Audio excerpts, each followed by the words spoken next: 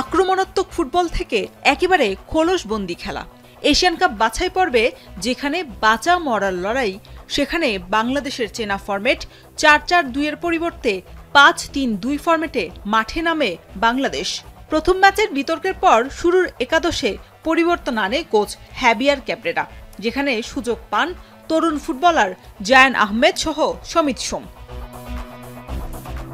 Hong Kong চায়নার ৫০,০০০ ধারণ ক্ষমতা কাইতাক স্পোর্টস স্টেডিয়ামে মাত্র ১,০০০ লাল সবুজের সমর্থকদের স্বপ্ন অনেকটা ম্লান হয়ে যায় ৪৯,০০০ স্বাগতিক দর্শকের উচ্ছ্বাস আর উন্মাদনার কাছে।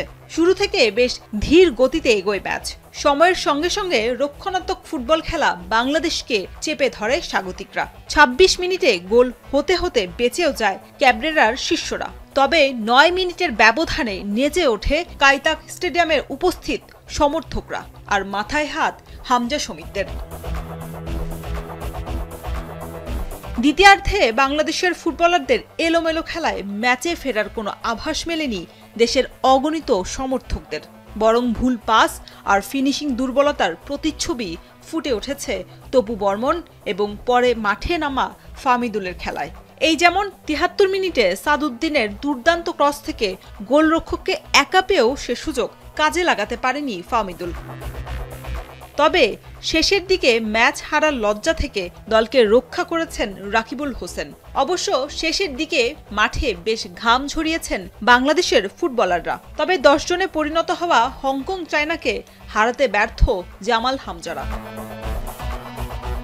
তবে এই হারের পরও লাল সবুজের প্রতিনিধিদের ক্ষীণ আশা বেঁচে ছিল মূল পর্ব নিশ্চিতের। বাদ সাধে দিনের অন্য ম্যাচে ভারতের বিপক্ষে সিঙ্গাপুরের ২-১ গোলে জয়।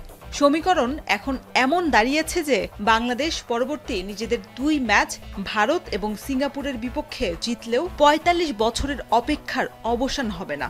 কারণ সি গ্রুপে পয়েন্ট টেবিলে হংকং এবং সিঙ্গাপুরের সমান ৮ পয়েন্ট। দুই দলেরই বাকি আরও ২টি করে ম্যাচ। একটিতে জিতলে বা ড্র করলেই পৌঁছে যাবে এশিয়ান কাপের মূল পর্বে। শরীফ রওশন, এখন।